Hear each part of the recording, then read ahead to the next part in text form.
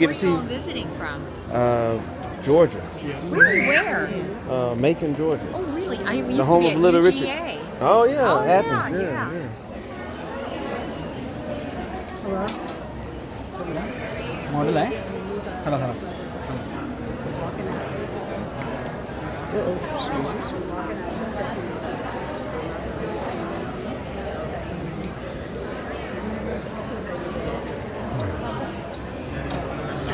That's where my wife worked for a while too. These folks are from Georgia. I just asked this fellow here. All right. Yeah. He's a junior at Mercer. Okay, that's also a very good school. See that little piece of white fabric right there? A little piece of white fabric and that little piece of wood on top of it. See that? That is from that airplane I just talked about. Okay. All right? That little piece of white fabric and wood from that airplane I just talked about went on a voyage. All right? Who was on this voyage? Well, let's just say a guy named Neil and a guy named Buzz took this with them on a voyage. Where did Neil and Buzz wind up? Oh, space. I'm sorry?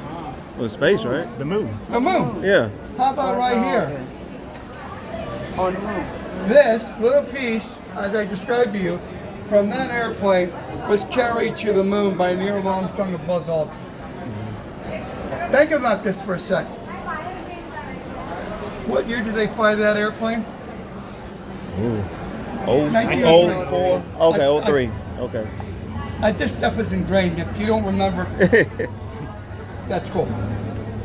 1903 they flew this airplane. What year did we land on the moon? 60 something. 69. Okay. All right. From 03 to 69, landed on the moon. 2/3 of a century. 66 years, well within his lifespan. I got 2 months to go before I can say that really. I'm that close to being 66. The point is, we went from a clattering flight, which one of the brothers would describe that first flight as clattering, to walking a man on the moon in 2/3 of a century, well within a human's lifespan. Right. How cool is that? It's amazing. Now I'm going to spin this one more spin. Pretty much everything you see in your museum visit together today, if there's a timeline, in other words, that's the first thing on the timeline, and this is the timeline you will follow in your museum. And to be sure, you leave here, this is not the next year on the timeline. They scatter them all over the place, so don't think the next thing in the timeline is next door. That's not the point. The point is all these individual things, wherever they are, stack them up in this timeline. That's the first thing in the timeline. Yeah. That thing on that suit right there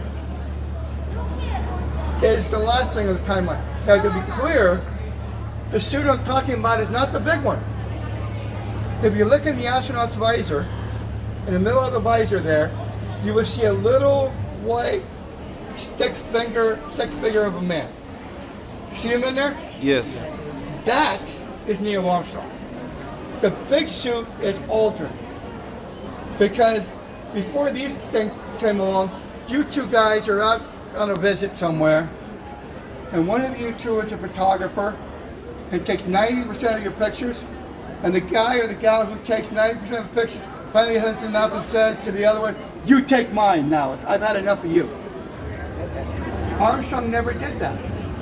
So in every official photograph of Apollo 11 on the moon, and there's an astronaut there, it is Buzz Aldrin.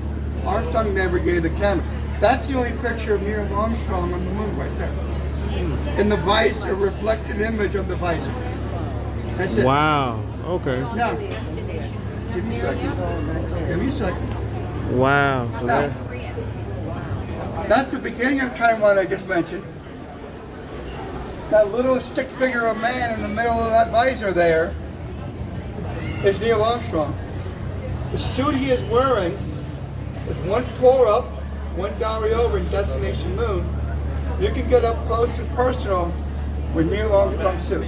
You're not touching it, but you can be close enough to see from his knees to his toes. Moon dirt.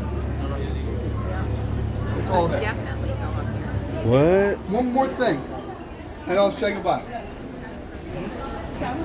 Think about this exhibit. Think about this exhibit critically, meaning how big it is. It's arguably the size of a shoebox lid, right? Yes. It's not very big, size-wise.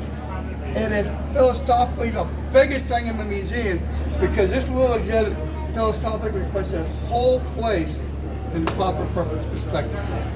And if I was talking about this, I was just stand right there and count 100, maybe 100 visitors walk by, maybe 3 or 4 would stop and look at it. Yeah. The coolest thing in the exhibit I tell people, it's the coolest thing in the building I talk about.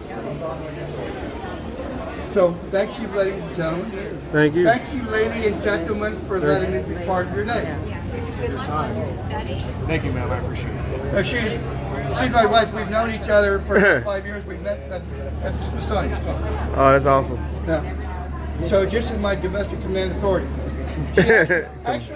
She came me until 1:45 when her shift is over. Uh-oh.